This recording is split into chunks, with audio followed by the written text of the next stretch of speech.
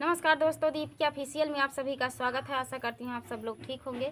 तो आज हम आप सबके बीच लेकर आए हैं एक प्यारा सा दर्द भरा सोहर गीत। एक बाझिन की कहानी है, इसमें बाझिन की दर्द भरी कहानी है।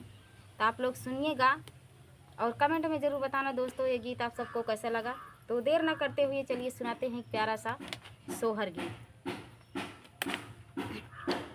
ससुरे से निकाली तेरी आवा नैहरा जाई रोवाई हो, हे माई दाई दे तू जहरे कपूड़िया खाई के मारी जाईती हो, हे माई दाई दे तू जहरे कपूड़िया खाई के मारी जाईती हो।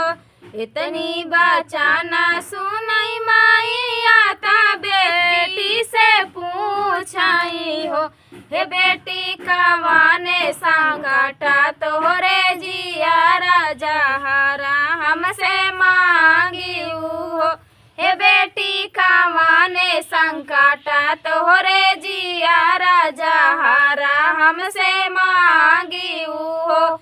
सासू कहली बाझिनिया ननद बोलिया बोलाई हो, जे करे साथे भाई सिंदूर दानवा घर से निकालाई हो, हे माई जे करे साथे भाई सिंदूर दानवा घर से निकालाई हो।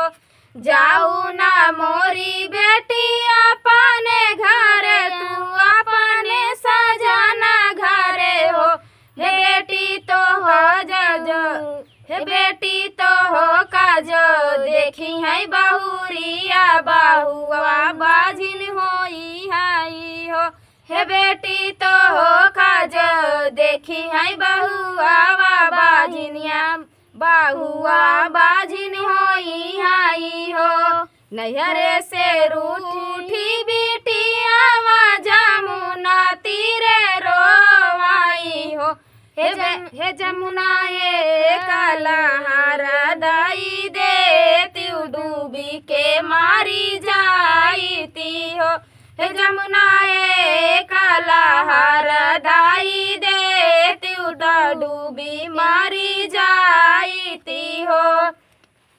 इतनी बचाना सुनाई माईया सुनायू नहीं पावाई हो, हे बेटी कान संकटा तोहरे जियारा लहारा हमसे मांगी हो, हे बेटी कावाने संकटा तोहरे जियारा लहारा हमसे मांगी हो। ससु मोरी कहली बाझिनिया ननद बोलिया बोलाई हो, हे माया जे कर साथे भाई सिंदूर दानवा घर से निकालाई, जे करे साथे भाई सिंदूर दानवा घर से निकालाई हो, हे माया जे करे संगे भाईले सिंदूर दानवा घर से निकालाई हो। इतनी बचाना सुनाई माई आता बेटी से राजा करई हो, हे बेटी जाऊ ना अपने महाली आता अपने सजाना घरे हो, हे बेटी जाऊ ना अपने महाली आता अपने सजाना घरे हो। बेटी आजू के नवाए महीना वाला लाना तोहरे होई हाई हो, हे बेटी आजू के नवाए महीना वाला लाना तोहरे होई हाई, आंगनवा में खेली हाई हो, हे बेटी आजू के नवाए महीना वाला लाना तोहरे होई हाई, आंगनवा में खेली हाई हो। सुरे से निकाली तीरी आवा नैहर जाई रोवाई हो, हे माई दाई दे तू जहर कपूड़िया खाई के मारी जाईती हो, हे माई दाई दे तू जहर के पूड़िया खाई के मारी जाईती हो। तो ये प्यारा सा दर्द भरा सोहर गीत आप सबको कैसा लगा दोस्तों? जैसा भी लगा हो कमेंट में ज़रूर बताना। मिलते हैं अगले वीडियो में, तब तक के लिए जय श्री कृष्णा, राधे राधे दोस्तों।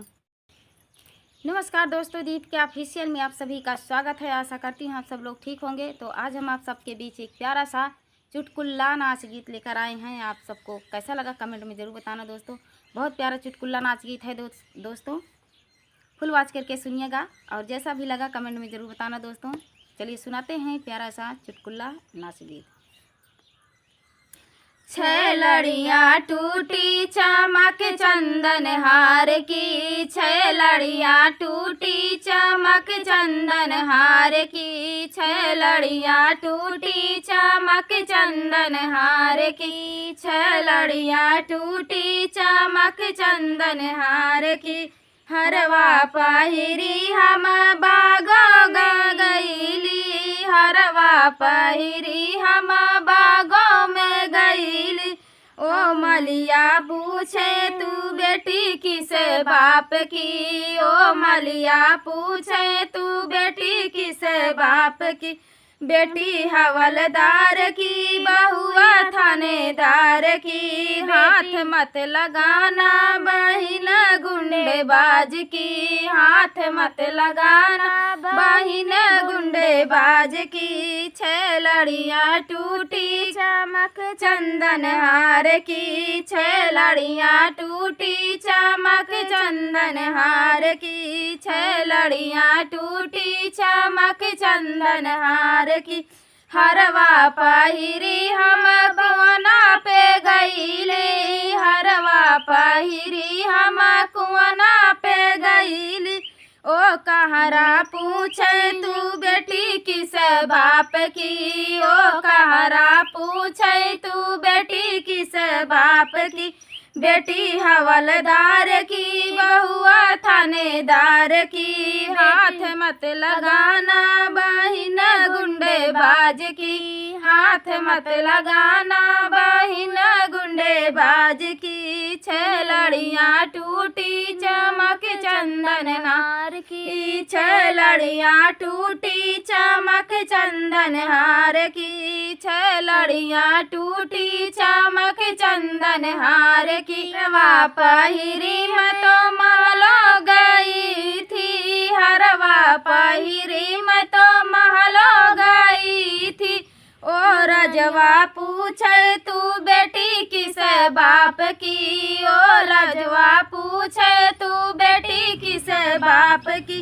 बेटी हवलदार की, बहुआ थानेदार की, हाथ मत लगाना बहिन गुंडेबाज की, हाथ मत लगाना बहिन गुंडेबाज की। छह लड़ियाँ टूटे चमक चंदन हार की, छह लड़ियाँ टूटे चमक चंदन हार की, छह लड़ियाँ टूटे चमक चंदन हार।